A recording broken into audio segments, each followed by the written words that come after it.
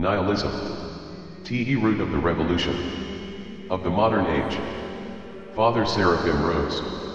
1994. Editor's Preface. In a basement apartment near downtown San Francisco in the early 1960s, Eugene Rose, the future Father Seraphim, sat at his desk covered with stacks of books and piles of paper folders. The room was perpetually dark, for little light could come in from the window.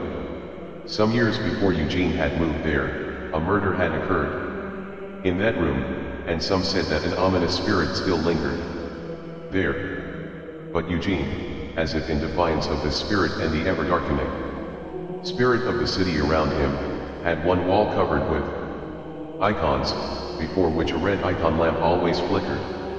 In this room Eugene undertook to write a monumental chronicle of modern man's war against God, man's attempt to destroy the old order and raise up a new one without Christ, to deny the existence of the kingdom of God and raise up his own earthly utopia in its stead. This projected work was entitled The Kingdom of Man and the Kingdom of God. Only a few years before this, Eugene himself had been ensnared in the kingdom of man and had suffered in it. He too had been at war against God.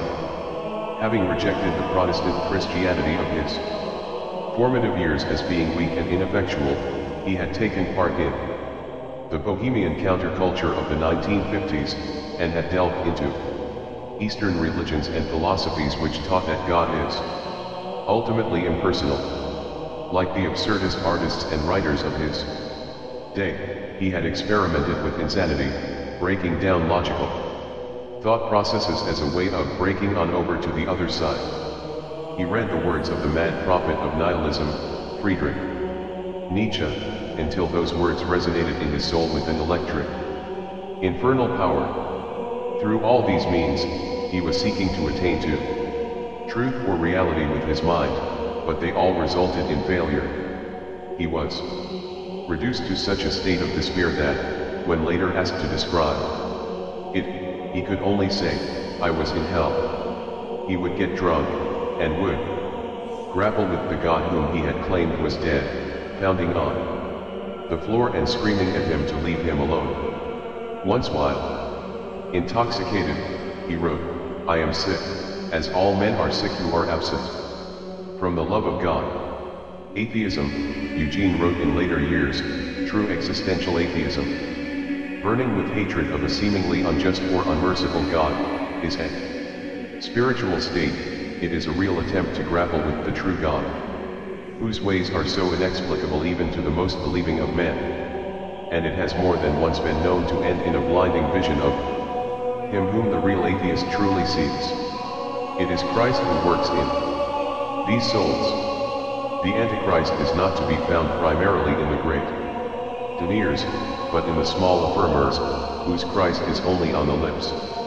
Nietzsche, in calling himself Antichrist, proved thereby his intense hunger for Christ. It was in such a condition of intense hunger that Eugene found himself in the late 1950s. And then, like a sudden gust of wind, there entered into his life a reality that he never could have foreseen. Towards the end of his life he recalled this moment. "For years in my studies I was satisfied with being above all traditions but somehow faithful to them. When I visited an Orthodox church, it was only in order to view another tradition. However, when I entered an Orthodox church for the first time, a Russian church in San Francisco, something happened to me that I had not experienced in any Buddhist or other Eastern temple. Something in my heart said that this was home, that all my search was over. I didn't really know what this meant, because the service was quite strange to me, and in a foreign language. I began to attend Orthodox services more frequently, gradually learning its language and customs. With my exposure to Orthodoxy and to Orthodox people, a new idea began to enter my awareness, that truth was not just an abstract idea, sought and known by the mind, but was something personal, even a person sought and loved by the heart. and that is how I met Christ. While working on the kingdom of man and the kingdom of God in his basement apartment, Eugene was still coming to grips with what he had found. He had come upon the truth in the distorted image of Christ, as preserved in the Eastern Orthodox Church, but he yearned to enter into what he called the heart of hearts of that church, its mystical dimension, not its boring, worldly, organizational aspect. He wanted God, and wanted Him passionately. His writings from this time were a kind of catharsis for him, a means of emerging out of untruth, out of the underground darkness and into the light. Although they are philosophical in tone, much more so than his later works, these early writings were born of an intense suffering that was still very fresh in his soul. It was only natural that he would write much more about the kingdom of man, in which he had suffered all his life, than about the kingdom of God, of which he had as yet only caught a glimpse. It was still through the prism of the kingdom of man that he viewed the kingdom of God. Of all the 14 chapters Eugene planned to write for his magnum opus, see the outline below, only the 7th was typed in completed form, the rest remain in handwritten notes. This 7th chapter, which we present here, was on the philosophy of nihilism. Nihilism, the belief that there is no absolute truth, that all truth is relative is, Eugene affirmed, the basic philosophy of the 20th century. It has become, in our time, so widespread and pervasive, has entered so thoroughly and so deeply into the minds and hearts of all men living today, that there is no longer any front on which it may be fought. The heart of this philosophy, he said, was expressed most clearly by Nietzsche and by a character of Dostoevsky in the phrase, God is dead, therefore man becomes God and everything is possible.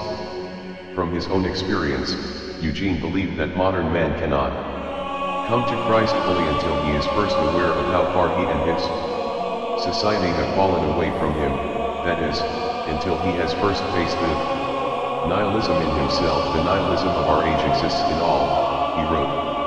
And those who do not, with the aid of God, choose to combat it in the name of the fullness of being of the living God, are swallowed up in it already.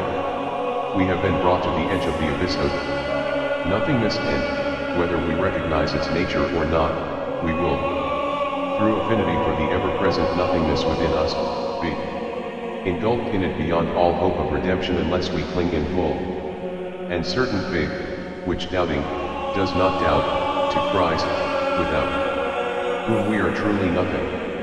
As a writer, Eugene felt he must call his contemporaries back from the abyss. He wrote not only out of his own desire for God, but out of his concern for others who desired him also, even those who, as he himself had once done, rejected God or warred against him out of their very desire for him, out of his pain of heart, out of the darkness of his former life. Eugene speaks to contemporary humanity which finds itself in the same pain and darkness. Now, 3 decades since he wrote this work, as the powers of nihilism and anti-Christianity enter more deeply into the fiber of our society, his words are more needed than ever. Having faced and fought against the nihilism in himself, he is able to help prevent us from being captured by its soul-destroying spirit, and to help us cling to Christ, the eternal truth become flesh. Monk Damascene Christensen. Table of Contents. Introduction, the question of truth 1. The stages of the nihilist dialectic 13. Liberalism 16. Realism 27. Vitalism 35. Nihilism of destruction 48. The theology and spirit of nihilism 52. Rebellion, the war against God 52. The worship of nothingness 61. The nihilist program 67. The destruction of the old order 68. The making of the new earth 71. The fashioning of the new man 74. Beyond nihilism 80. Outline 94.